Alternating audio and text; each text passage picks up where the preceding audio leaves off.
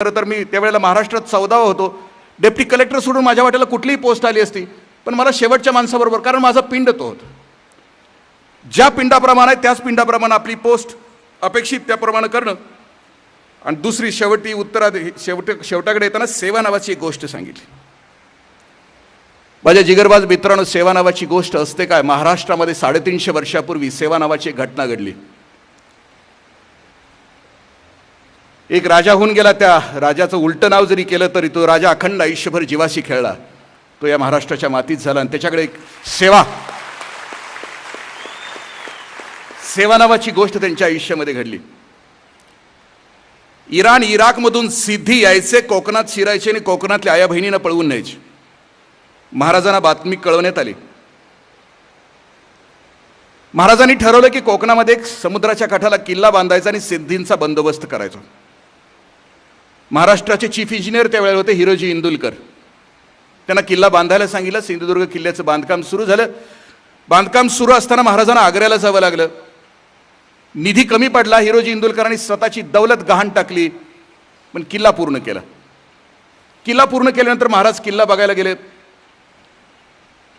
महाराज म्हटले, किल्ला कसं काय बांधला? ते म्हटले, छान बांधला.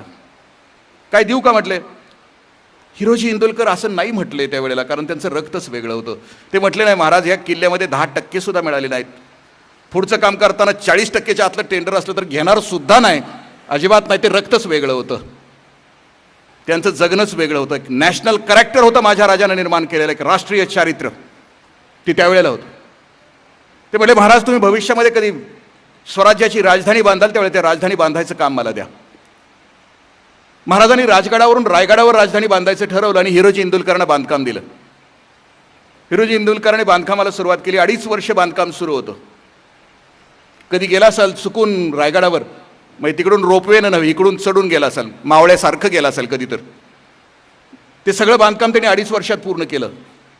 राणी वसा, बाजारपेठ, जगदीश्वराचं मंदिर, हत्ती तलाव, महादरवाजा, हे सगळं 2.5 वर्षात बांधून पूर्ण केलं.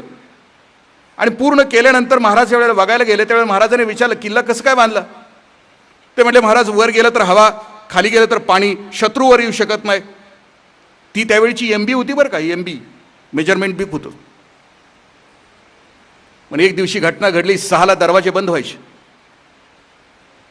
हिरकणी नावाची गवळण, तिला खाली जायचं होतं, तिचं लेकरू खाली होतं. दरवाजे बंद झाल्यानंतर हिरकणी खाली उतरली. महाराजांना प्रश्न पडला. हिरकणीचा गौरव करण्यासाठी तिला पालखीतनं वर आणलं आणि हिरकणीचा गौरव हिरोजी इंदुलकरांच्या हस्ते केला.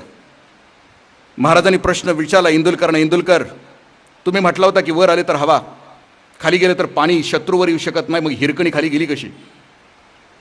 इंदुलकरांनी दिलेलं उत्तर आहे, महाराज ती महाराष्ट्रातली आई आहे, लेकरासाठी काही करू शकते. इंदुलकरांना राग आला. इंदुलकर त्या दिवशी गेले. 24 तास हिरकणीवरचा तो खडक आहे तो तासून काढला आणि पुन्हा सांगितलं की महाराज आता दुसरी हिरकणी खाली नाही जाऊ शकणार. त्यावेळेला महाराजांनी विचारलं की इंदुलकर काय देऊ का तुम्हाला? काय पाहिजे बोला. इन्क्रिमेंट हवी तिथं पोस्टिंग? इंदुलकर म्हटले, महाराज मला काही नको, मी मागणार आहे आपल्याला, पण राज्याभिषेकाच्या सोहळ्यामध्ये 6 जून 1674 राज्याभिषेक सुरू झाला. ज्याच्या पराक्रमाप्रमाणे महाराज प्रत्येकाला काहीतरी देत होते. कोणाला ढाल, कोणाला तलवार, कोणाला घोडा. इंदुलकर कोपऱ्यात उभे होते. इंदुलकर तुम्हाला काय? नाहीच. 7वा वेतन आयोग सुद्धा नको, काहीच नको. म्हणजे महाराज मी तुम्हाला मागणार आहे, पण कधी? तुम्ही जगदीश्वराच्या दर्शनाला याल, पूर्वेच्या दिशेने बाहेर पडाल, त्यावेळी तुम्हाला मी मागणार आहे. महाराज गेले. राज्याभिषेक संपला. जगदीश्वराच्या मंदिरातून बाहेर पडले पूर्वेच्या दिशेनं आणि बाहेर इंदुलकर हातामध्ये एक दगड घेऊन उभे होते. म्हटले, महाराज हा दगड इथं पायरीला लावायचा आहे. महाराष्ट्रात 3 पायरीचे दगड आहेत मायबापानं. 2 पायरीचे दगड आहेत पंढरपूरला, ते आहेत भक्तीचे. 2 पायऱ्या आहेत भक्तीच्या आणि 3री पायरी महाराष्ट्रातली आहे, सेवेची पायरी. 2 पंढरपूरच्या पायऱ्या आहेत ना, त्या भक्तीच्या पायऱ्या आहेत. पहिली पायरी आहे ना माझ्या चोखोबांची पायरी आहे. पंढरीच्या पांडुरंगाच्या दर्शनाला जात असताना अगोदर चोखोबांच्या पायावर मस्तक ठेवावं लागतं आणि चोखोबांचा भाव धारण करावा लागतो. नदी डोंगा परी नीर नाही डोंगा, काय भुललासी वरली रंगा. ऊस डोंगा परी रस नाही डोंगा, काय भुललासी वरली रंगा. चोखा डोंगा परी भाव नाही डोंगा, काय भुललासी वरली रंगा. चोखोबांचं दर्शन घ्यावं लागतं. मग नामदेव महाराजांच्या पायरीवर डोकं ठेवावं लागतं, कारण माझा नामदेव महाराज असं म्हणतो, वैकुंठासी अम्हा नको धाडो हरी, वासदेई चरणाजवळी सर्व काळ.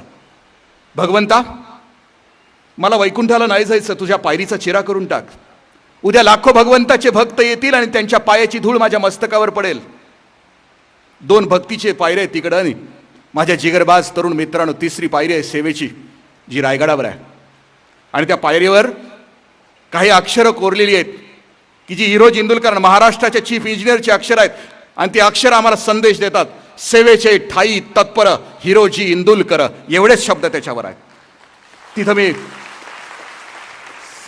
6 दिवस महाराष्ट्रातले काही तरुण घेऊन बसलो होतो, चरित्र सांगत होतो आणि लेकरांना सांगायचं की खाली उतरा, आज देवाच्या दर्शनाला जाऊ नका, पण पायरीवर माथा टेका आणि सांगा की स्वराज्यासाठी रात्री 12 वाजता बोलवलं तर आम्ही जायला तयार.